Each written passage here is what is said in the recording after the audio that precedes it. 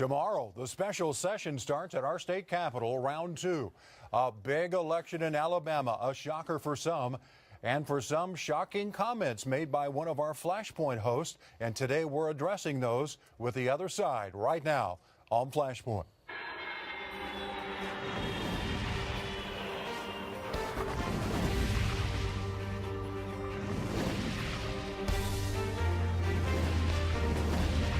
Now, moderator Kevin Ogle with Mike Turpin and Kirk Humphreys.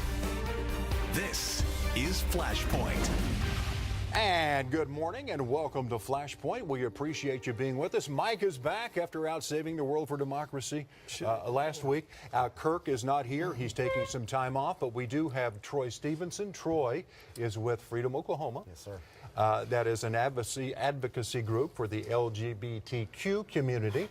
He is here to address some things that Kirk said last week. And in case you haven't heard, this has been making a lot of news the last week. Kirk, when talking about sexual harassment, the whole controversy in the nation's capital, he said some things that people took to mean that he thought homosexuality equated to pedophilia. Kirk issued a statement about that, and I just want to read it to you in case you haven't seen it, and we'll put it up on the screen. Kirk said, "I regret that my comments on Flashpoint regarding homosexuality were not clear and led some people to believe that I was equating homosexuality with pedophilia. That was not my intention or desire. I apologize for my lack of clarity and realize this has resulted in a strong reaction by some and has hurt people's feelings. For clarification, my moral stance about homosexuality is that it is against the teachings of Scripture. Although I know this upsets some people, it is my belief.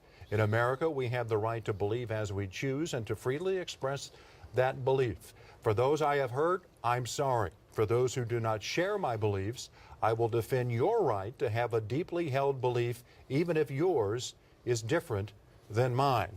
Troy from Freedom, Oklahoma, what do you think of Kirk's statement? Well, I think his first point is, I think he was very clear in what he said. He said that there was only two ways to take it. Either he said that the LGBTQ community were akin to pedophiles, or he was saying that if it's okay and legal for somebody to be gay and in a gay relationship, then it should be legal for a man to sleep with a young boy. Either way, they're hugely offensive and controversial statements that shouldn't be made by a regent of the state's flagship university. But he has said he apologized for that. I do feel that he said he apologized for hurting people's feelings rather than he apologized for, and I want to make it clear, we believe that everybody has the freedom of speech. Everybody has the right to believe anything they want to believe. And that's what this show is about. It's Exactly. Expressing the First Amendment, the freedom of speech. And I believe you have the freedom of speech, but I don't believe people have the freedom of consequences. When they represent the University of Oklahoma, which is our flagship university, as a regent, and they represent these students, when he is on the board of John Rex Elementary School here in Oklahoma City, one of the biggest problems in our community is that the bias and the discrimination and the harassment that goes on with the young folks, and we have higher levels of self-harm and suicide because of statements like this. And to have a leader of his caliber make those statements and validate those positions and make young people think it's okay to harass and bully and intimidate members of our community, young people, teenagers, high school students, and even college students. It's irresponsible. I will stipulate everything that you said. You being an attorney, you know what that means better than I. But I don't believe Kirk was saying it's okay to harass young people. I don't think he was either, but I think making those kind of vitriolic statements, especially, it's long been proven that the vast majority of pedophiles are straight men married to women. There's the percentage this is disproven, long disproven. And to spread that kind of misinformation and those kind of blatant lies, he might have been misinformed, but that doesn't make it any less of a fallacy. But again, he goes back and says he regrets what he said. It was not my intention or desire to equate homosexuality with pedophilia. But I think that anybody that watched the show, that's what he said. It was very clear. There was no lack of clarity in his words. Yeah. Kirk is a friend of yours, a friend of mine. Yeah. But where are you on this? Well, I wasn't here last week. I know. And Emily Virgin was. Yeah, and let me just say this about that. Kirk is a friend. Kirk was an exceptional mayor, particularly Maps for Kids with Cliff Hudson. They rebuilt this whole city for education. God love him, you know. Done a lot of great things. But I disagree with every single thing he said last week about homosexuality. Disagree with every single thing he said about homosexuality. Well, and I agree with every single thing that Emily Virgin said last week. And I think she was compassionate, and I think she was, frankly, courageous, because she didn't know what was going to happen. Well, we all disagree with anybody saying they're equating homosexuality to pedophilia. Nobody agrees with that. Well, no. Scripturally, I mean, just for a second, this is your time, not mine, but I got to say this. I've been doing this show for a long time, and that was a tough week to watch what happened there. And I know he regrets it. I know he apologized. I'm glad he did. He's an Old Testament guy. I'm a New Testament guy. To me, religion's all about the two greatest commandments of all: love your God, love your neighbor. That's my Christianity. I'm all about love, not judgment. I'm all about forgiveness, not blame. I want to talk to Kirk about that. I haven't talked to him since all this happened. And I want him to listen to his children. We're going to talk about Blair in just a second. Kirk, I've told him this again and again, Kevin, and I mean this sincerely, Kirk. Listen to your children, your sons, your daughter, your son-in-law, because I've listened to my children, and I've learned from them this.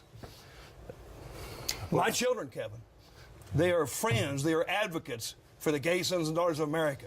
They are friends and advocates of the gay sons and daughters of America. And get ready, Kevin, so am I. Thank you. And Kirk should be, and maybe Kirk could be, and maybe he will be. I don't know, Troy. I hope so. Troy, you talked about bullying and suicidal thoughts and things like this, and I have gay friends too who have told me the same thing. Did you experience that growing up? Well, I didn't intend to talk about this, but my first boyfriend committed suicide because of something called conversion therapy. And it's something that I understand intrinsically what teenagers go through. I dealt with bullying in school and things like that. But, Where'd you go to school? I want the people to know about you. Edmond Memorial High Edmond School. Memorial. Yes, And then where? the University of Oklahoma. Yep. I'm a proud alumni, 2002. Right. Where you go to church? I spent Mayflower? my time at Mayflower Yeah, Congregational Mayflower. with Reverend Lori Walkie. She's one of my best friends. And I know we got limited time, but I know you got your questions, but I got to get to this. Let's talk about Blair. Blair Humphreys, one of my favorite Humphreys. I know the family. I love the family. It's Kirk's son who's involved with Kirk's business, which is real estate and development. And he's already said, his dad, what he said. He made it very clear that he disavowed the comments and said that didn't represent he or his business or his family. Okay, and you're going to get together with him. Is that fair to say? As soon as I leave here, actually, we've got an appointment to meet this afternoon. You and Blair Humphreys? Yes, sir. All right. I also want to read this from our Channel 4 management. It could be helpful. Flashpoint has been on the air for more than 20 years. It is a forum for free speech. Every possible subject, even varied opinion, has been discussed over the course of those decades. What has remained consistent is the policy regarding this political affairs program that neither the host nor the analyst nor the guest speak for KFOR. So I wanted that out there. Calling for Kirk's resignation as a regent. Yes, sir.